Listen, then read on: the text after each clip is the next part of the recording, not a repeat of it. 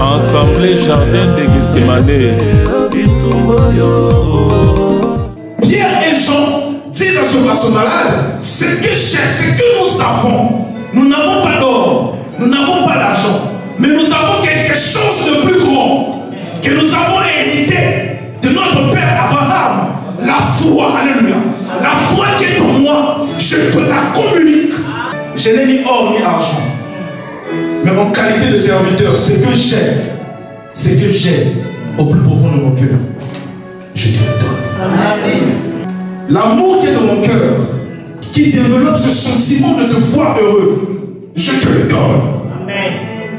Toutes les personnes qui sont dans l'alliance avec Abraham sont animées de la foi de voir les autres réussir. Tu ne peux pas être dans l'alliance d'Abraham et être jaloux des autres. Tu ne peux pas être dans l'alliance d'Abraham et ne pas voir les autres aller de l'avant. Pierre et Jean, c'était les disciples de Jésus. Or Jésus est le descendant d'Abraham. Je vous ai montré la généalogie.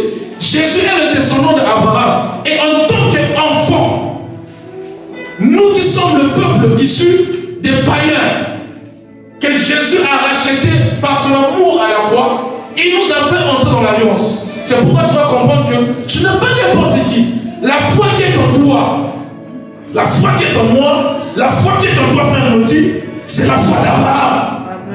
J'ai la foi d'Abraham. Tu as la foi d'Abraham.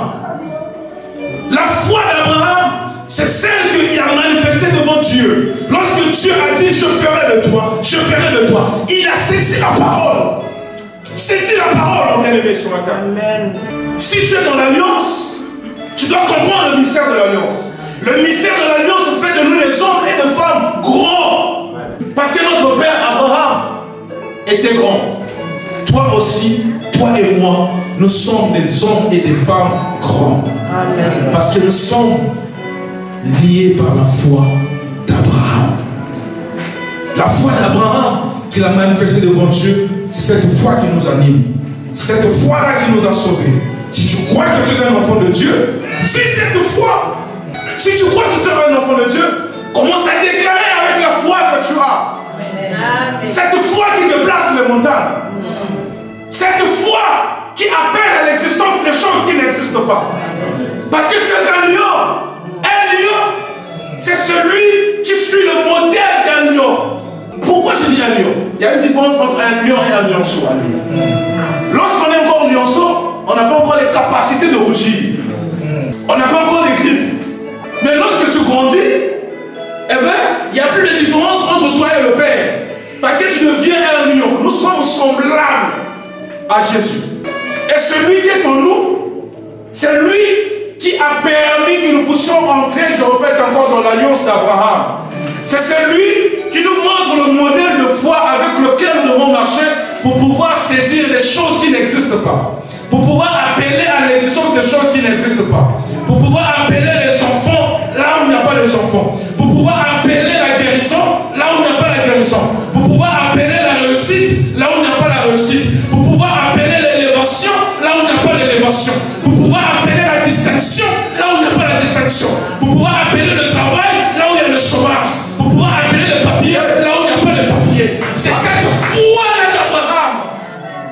Si tu restes à l'étape de lionceau, tu ne vivras pas ces choses. Pierre et Jean demandent à cette personne, ils disent, regarde-nous. Tu peux regarder mais tu ne vois pas. Quand tu regardes, assure-toi de voir.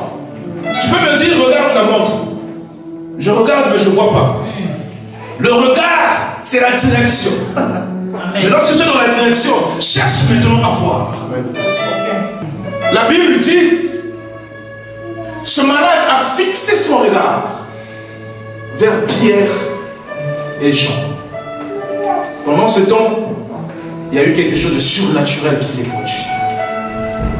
Celui qui était en eux est sorti et entré dans cette personne malade, afin que le miracle puisse se produire.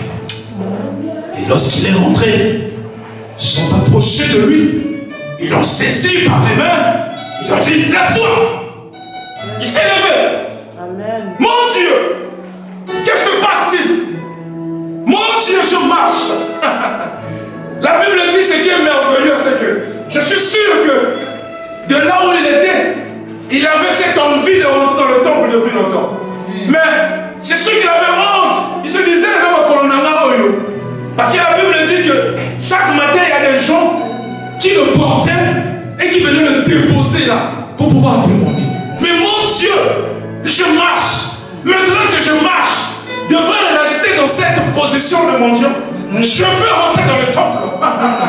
Il faut le rentrer dans le temple pour témoigner la grandeur de mon Dieu. Si seulement je peux toucher le pont de son âme, juste le pont, pas l'embrasser, pas le saisir par les mains, pas aller vers lui le supplier, mais juste le pont. Même ici, il n'est pas au courant. Je veux venir calmement, comme cette femme à la perte de sang, saisir juste le pont de son ami. Et il y aura une puissance qui va sortir. Mon Dieu, je n'ai plus de perte de sang. Qu'est-ce qui s'est passé? Il y a eu un transfert par la foi. Amen. Parce que j'ai cru que celui qui est devant moi est capable de me sauver. Celui qui est devant moi est capable de changer la situation de ma vie. Et que je crois en cela et je rentre dans l'alliance. Quand je rentre dans l'alliance, ma foi n'est plus la même. Celui qui est dans l'alliance n'a pas une foi semblable à celui qui ne croit pas. Tu n'es pas chrétien, tu peux chercher les choses de ce monde, mais c'est différent de celui qui est chrétien. La foi nous fait régir. La foi fait de nous que nous soyons des lions et des lions. Alléluia. Mon Dieu, je marche. Pourquoi est-ce que je marche? Parce qu'on m'a dit, regarde-nous. Ce matin, je vais te dire, regarde-moi. Quand je te dis regarde-moi, ne regarde pas le frère Farel, mais regarde celui qui est ton frère Farel. Regarde-moi. Dis à celui qui est à côté, regarde-moi. Dis-lui, regarde-moi. Écoute, ta foi, c'est celle qui doit sauver celui qui est à côté. Amen. Vous savez, le paralytique ne s'est pas sauvé lui-même.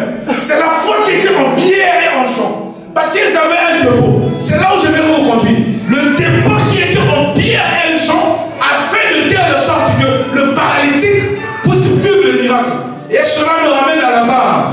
Dites-moi, combien de personnes mortes peuvent ressusciter si autour de lui il n'y a pas l'atmosphère de la résurrection? Oh my God. Assemblée Jardin de Gethsemane.